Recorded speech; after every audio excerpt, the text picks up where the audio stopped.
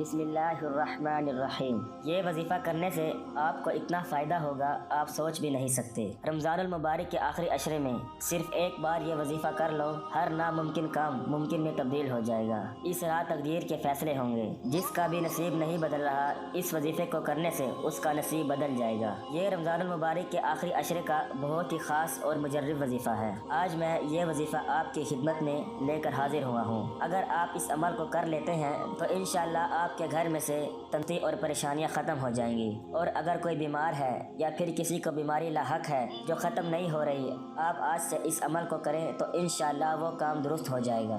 آخری عشرے کے 10 دنوں میں صرف اور صرف آپ نے ایک تسبیح پڑھنی ہے، وہ ابھی میں آپ کو بتاؤں گا۔ انشاءاللہ اس تسبیح کی برکت سے آپ کی ہر مشکل، ہر پریشانی ختم ہو جائے گی، رزق اور دولت کی فراوانی ہو جائے گی، آپ کے اوپر سے ہر طرح کی تندرستی، محتاجی انشاءاللہ دور ہو جائے گی۔ رمضان المبارک کا تیسرا عشرہ آ گیا ہے، یعنی 2 عشرے گزر گئے اور یہ آخری عشرہ ہے۔ نیکیوں کا بہار کا موسم اب رخصت ہونے کو ہے۔ اگرچہ یہ ایسی بہار ہے جس کے ثمرات سال بھر میسر ہیں ان لوگوں کو جو اس ماہ مبارک کی قدر کر لیں، بلکہ ایک حدیث میں آیا ہے کہ جس شخص کو رمضان المبارک کا مہینہ میسر آیا اور اس نے عبادت کے ذریعے اس ماہ میں اپنی مغفرت کا سامان نہ کیا، وہ بہت گھاٹے میں ہے۔ اس لیے جس نے اس ماہ مبارک کی قدر کر لی اس کے لیے صرف 1 سال کا نہیں، عبدالآباد کا توشہ جمع ہو گیا۔ لیکن ہم لوگ عادتاً ایسے ہیں کہ جو دولت میسر ہوتی ہے اس کی قدر نہیں کرتے، اس لیے ایک دوسرے کو یاد دہانی کرائی جاتی ہے تاکہ کہنے والا اور سننے والا دونوں فکر کریں اور وقت رہتے اس نعمت عظمہ کی قدر کر لیں۔ یہ ماہ رمضان بڑی فضیلتوں اور برکتوں والا مہینہ ہے۔ اس مہینے میں اہل ایمان کی طرف اللہ تعالیٰ کی طرف سے خصوصی رحمتیں متوجہ ہوتی ہیں۔ احادیث کے مطابق رمضان کے تیسرے عشرے 3 مختلف خصوصیات کے حامل ہیں۔ حضرت سلمان فارسی رضی اللہ تعالیٰ عنہ سے روایت میں ہے کہ رسول اللہ صلی اللہ علیہ وآلہ وسلم نے فرمایا، رمضان کا پہلا عشرہ رحمت کا ہے، دوسرا عشرہ مغفرت اور تیسرا عشرہ جہنم سے آزادی کا۔ یوں تو رمضان کا پورا مہینہ دیگر مہینوں میں ممتاز اور خصوصی مقام کا حامل ہے، لیکن رمضان شریف کے آخری 10 دنوں یعنی آخری عشرے کے فضائل اور بھی زیادہ ہیں۔ نبی اکرم صلی اللہ علیہ وآلہ وسلم رمضان کے آخری عشرے میں عبادت و اطاعت، شب بیداری اور ذکر و فکر میں اور زیادہ منہمک ہو جاتے تھے۔ احادیث میں ذکر ہے، ام المومنین حضرت عائشہ رضی اللہ تعالیٰ عنہ فرماتی ہیں کہ نبی اکرم صلی اللہ علیہ وآلہ وسلم آخری عشرے میں اتنا مجاہدہ کیا کرتے تھے جتنا دوسرے دنوں میں نہیں کیا کرتے تھے۔ اس سے یہ معلوم ہوتا ہے کہ رمضان کے آخری عشرے میں آپ صلی اللہ علیہ وآلہ وسلم کے معمولات دیگر ایام کے مقابلے میں بڑھ جاتے تھے۔ حضرت عائشہ رضی اللہ تعالیٰ عنہ فرماتی ہیں کہ جب آخری عشرہ شروع ہو جاتا تو نبی صلی اللہ علیہ وآلہ وسلم رات بھر بیدار رہتے اور اپنی کمر کس لیتے اور اپنے گھر والوں کو بھی جگاتے تھے۔ راتوں کو اٹھ کر عبادت کرنے کا معمول آپ صلی اللہ علیہ وآلہ وسلم کا تو ہمیشہ ہی تھا، لیکن رمضان میں آپ کمر کس کر عبادت کے لیے تیار ہو جاتے اور پوری رات عبادت میں گزارتے۔ یہ مضمون حضرت عائشہ رضی اللہ تعالیٰ عنہ کی ایک دوسری روایت سے ہے اور زیادہ واضح ہوتا ہے۔ وہ بیان فرماتی ہیں، مجھے یاد نہیں کہ نبی اکرم صلی اللہ علیہ وآلہ وسلم نے رمضان کے علاوہ کبھی بھی ایک ہی رات میں پورا قرآن مجید پڑھا ہو یا پھر صبح تک عبادت ہی کرتے رہے ہوں، یا رمضان المبارک کے علاوہ کسی اور مکمل مہینے کے روزے رکھے ہوں۔ دوسرا خصوصی معمول وہ یہ ہے کہ اپنے اہل خانہ کو رات میں عبادت کے لیے جگانا۔ اس کے علاوہ رمضان المبارک کے آخری عشرے کی ایک اہم خصوصیت اعتکاف ہے۔ آپ صلی اللہ علیہ وآلہ وسلم کا مبارک معمول تھا کہ رمضان المبارک کے آخری عشرے میں اعتکاف فرماتے تھے۔ صحیح بخاری و مسلم کی روایت میں ہے کہ حضرت عائشہ رضی اللہ تعالیٰ عنہ بیان فرماتی ہیں کہ نبی اکرم صلی اللہ علیہ وآلہ وسلم رمضان کے آخری عشرے کا اعتکاف کرتے رہے، حتیٰ کہ اللہ تعالیٰ نے آپ کو اپنے پاس بلایا۔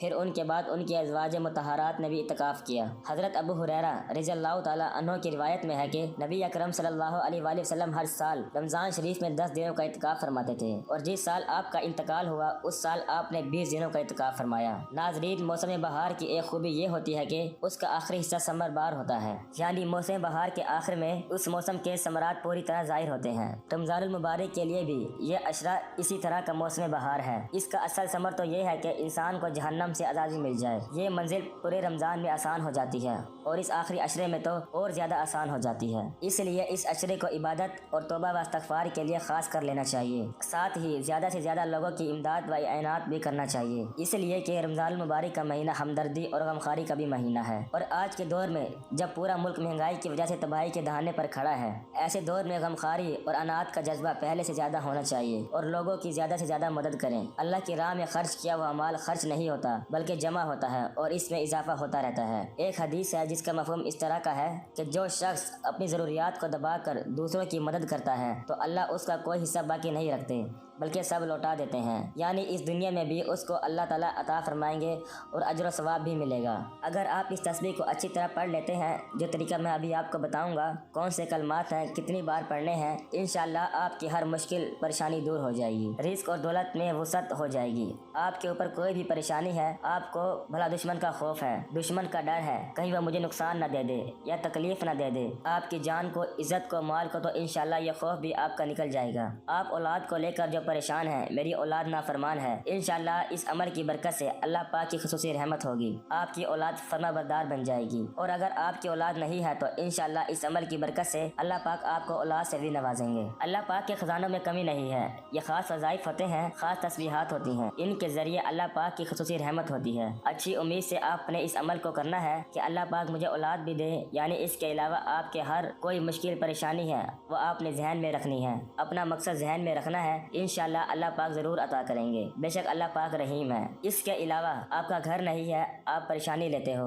इंशाअल्लाह अल्लाह पाक आपको घर भी अता करेंगे। अगर आप शादी को लेकर परेशान हैं, पता नहीं कब शादी होगी, इंशाअल्लाह ये भी आपकी परेशानी ख़त्म हो जाएगी अल्लाह पाक के हुक्म से, अगर आप इस अमल को अच्छी तरह कर लेते हैं। इसके अलावा अगर आपके घर में लड़ाई झगड़ा हो जाता है, घर में बेसुकूनी होती है, अगर आप इस बात को लेकर परेशान हो, इंशाअल्लाह ये भी आपकी परेशानी दूर हो जाएगी। इसके अलावा अगर आपके पास दौलत की कमी है, आपकी बहुत सी ज़रूरियात हैं, लेकिन आपके पास पैसों की कमी है, आपने कर्ज देना है, आप कर्ज नहीं उतार पा रहे, इंशाअल्लाह अल्लाह पाक आपको बेपनाह दौलत से नवाजेंगे, बेशक अल्लाह के खजानों में कमी नहीं है। जैसा कि मैंने पहले बताया, अल्लाह पाक से मांग लो, जो आपकी नीयत होगी, जो आपका मकसद होगा, इंशाअल्लाह वो पूरा होगा। इस अमल की कुछ एहतियात हैं, वो जान लें, उसका तरीकाकार भी जान लें, आपने कौन से कलमात कैसे पढ़ने हैं, कितनी बार पढ़ने हैं। अहम बातें ये हैं, जब आपने इस वजीफे को करना है, आपके जहन में आपका मकसद चलता रहे। उसके बाद मर्द औरत कोई भी इस अमल को कर सकता है, औरतें इसको खास अय्याम में भी कर सकती हैं, इसमें कोई पाबंदी नहीं है। इसके अलावा फजर, जोहर, असर, मगरिब, इशा, तहज्जुद किसी भी नमाज के बाद कर सकते हो। आप सहरी या इफ्तारी के वक्त इस अमल को कर सकते हैं, इसमें कोई पाबंदी नहीं है, जब भी आपको वक्त मिलता है आप कर लें। इसके अलावा इस अमल को कहीं भी बैठ कर किया जा सकता है, मुसल्ले के ऊपर बैठ कर या कुर्सी या चारपाई, कहीं भी, इसमें भी कोई पाबंदी नहीं है। अगर आप पहले कोई तस्बीह करते हो, कोई वजीफा करते हो, उसके फौरन बाद भी इस अमल को किया जा सकता है। ये बातें बताने से मुराद ये है कि आपके जहन में किसी भी किस्म का वहम शक न रहे। उसके बाद आप पढ़ेंगे बिस्मिल्लाहिर्रहमानिर्रहीम, सिर्फ आपने एक ही बार पढ़ना है, यह इस अमल का हिस्सा है। उसके बाद आप दुरूद पाक पढ़ेंगे, उसके बारे में एक बार मेरे साथ पढ़िए, अल्लाहुम्मा सल्लि अला मुहम्मदिन व अला आलि मुहम्मद कमा सल्लैता अला इब्राहीम व अला आलि इब्राहीम इन्नका हमीदुम मजीद, अल्लाहुम्मा बारिक अला मुहम्मदिन व अला आलि मुहम्मद मा बारकता अला इब्राहीम व अला आलि इब्राहीम इन्नका हमीदुम मजीद। आपने सिर्फ 7 बार ये दुरूद पाक आप सल्लल्लाहु अलैहि वसल्लम की ज़ात पर पढ़ना है। और अगर किसी को ये दुरूद पाक नहीं आता तो वो इतना भी कह सकता है, सल्लल्लाहु अलैहि वसल्लम। अब नाज़रीन, तस्बीह का तरीकाकार जान लीजिए, आपने कौन से कलमात कैसे पढ़ने हैं। सबसे पहले तो ये बात जान लें, अगर आपके पास तस्बीह है तो आप उसके ऊपर शुमार कर सकते हो, अगर तस्बीह नहीं है दिल में भी शुमार कर सकते हो, हाथ की उंगली के ऊपर शुमार कर सकते हैं, इसमें पाबंदी नहीं है। बात होती है नियत की, अल्लाह पाक इंसान की नियत को देखते हैं, वो कैसे पढ़ रहा है। तो अब आपने जो तस्बीह पढ़नी है वो ये है, या हलीम या अली, ये अल्लाह पाक के इसमें मुबारक हैं। इस नाम की इतनी फजीलत है कि अगर या हलीम को पाक कागज पर लिखकर इसको धोया जाए और फिर वो पानी खेत या दरख्त पर डाल दिया जाए तो खेत और दरख्त आफतों से महफूज रहेगा। इसके अलावा भी इस नाम की बेशुमार बरकतें हैं।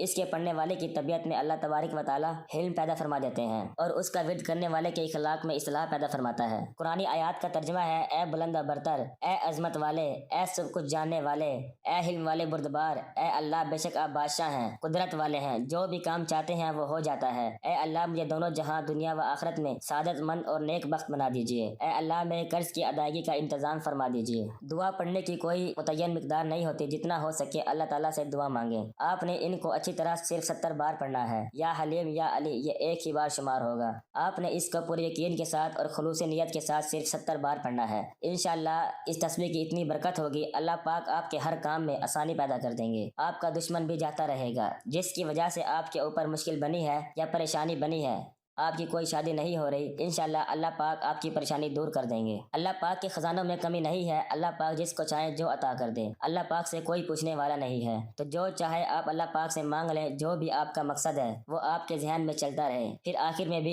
یہ درود پاک آپ نے 7 بار پڑھنا ہے، اسی تعداد سے آپ نے اچھی طرح پڑھنا ہے، انشاءاللہ آپ کو بہت فائدہ ہوگا۔ اس کے بعد آپ کہیں گے اللہ اکبر اللہ اکبر، اس کے بعد آپ کہیں گے اللہ اکبر، اللہ سب سے بڑا ہے۔